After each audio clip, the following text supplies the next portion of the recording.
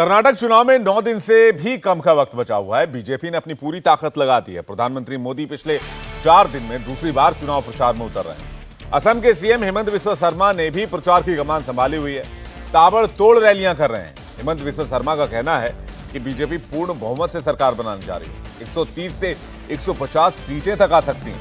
India TV से exclusive बातचीत में हिमंत बिस्वा शर्मा ने कहा, प्रधानमंत्री का बार बार अपमान कांग्रेस की संस्कृति बन चुकी है। कांग्रेस को इसका जवाब कर्नाटक की जनता देगी।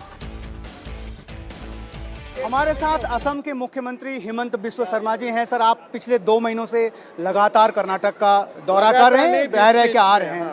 क्या लग रहा है, क्या किस तरफ हवा है इस बार कर्नाटक? मेरा अपना अनुमान है 130 का जो अंक है वो बीजेपी पार करेगा, 150 तक भी पहुंच सकता है।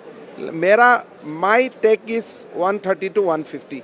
जो आपका टेक है, जितने भी ओपिनियन पोल सर्वेज हैं, ये कह रहे हैं कि वो कांग्रेस का टेक है। आप इसको कैसे देखते हैं? देखिए, ओपिनियन पोल सर्वे मैंने नहीं देखा हूँ, लेकिन मैं कर्नाटक का लोगों से मेरा बातचीत हुआ, मैंने लोगों से बात किया।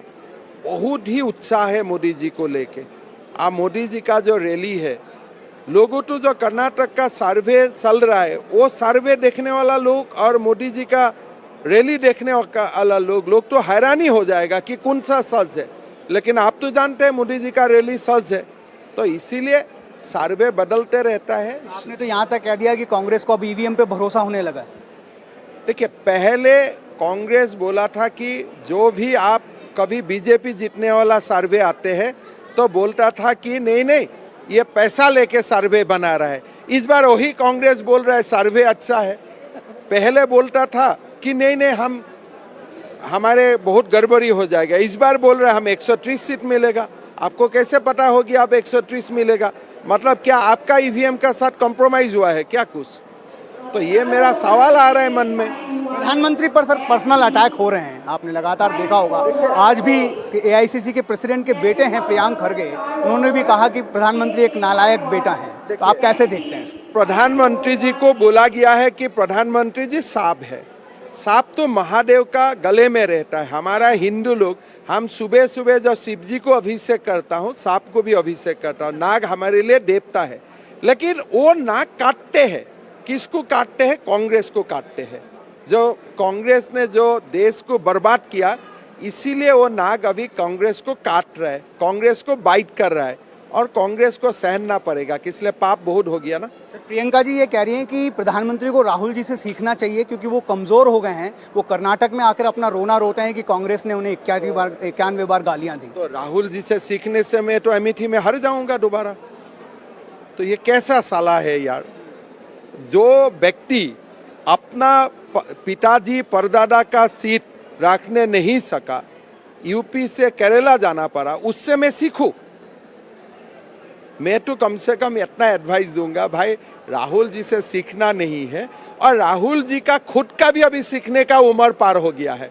तो राहुल जी को आप एक नेशनल वेस्टेज मान के चलिए। जो गालियां बीजेपी की तरफ से दी गई हैं, प्रियंका गांधी ये कह रही है कि अगर हम उसके बारे में बताएं तो हम किताब पर किताब लिख सकते हैं। लिखना चाहिए, तब लोगों का ये मन में होगा गाली क्यों दिया है।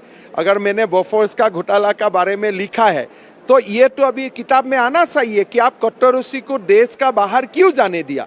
अगर प्रियंका जी सचमुच से गांधी परिवार का बारे में किताब लिखता है, उसको मैं वेलकम करूंगा। अगर उसमें सारे हिस्ट्री, आपने क्यों इमरजेंसी डाला था, क्या हुआ था, आपने क्यों कट्टररूसी को देश से जाने दिया, अब शाहबानो केस को क्यों आपने सुप्रीम कोर्ट का जजमेंट को पलटा, ये सब बारे में अगर प्रियंका गांधी लिखने का बात करता है, मैं खुद पेंगुइन से बात करूंगा कि ये पुस्तक को पब्लिश करो। आप सर जब पिछली बार आए थे तब आपने कहा था कि बाबर ने यहाँ बाबरी मस्जिद दी और नरेंद्र मोदी जी ने राम मंदिर दिया है। तो आप पर अब आरोप लग रहा है कि आप पोलराइज कर रहे हैं कर्नाटक की पॉलिटिक्स। वो तो मेरे लिए आशीर्वाद है। अगर मैं हिंदू के लिए कुछ बोलता हूँ, हिंदू सिविलाइजेशन के लिए बोलता हूँ, भगवान राम के लिए कुछ बोलता हूँ, यूसीसी का समय में मुस्लिम महिलाओं का बारे में बोलता हूँ, अगर ये पोलराइजेशन बोलता है, वो पोलराइजेशन मुझको एक्सेप्टेड है।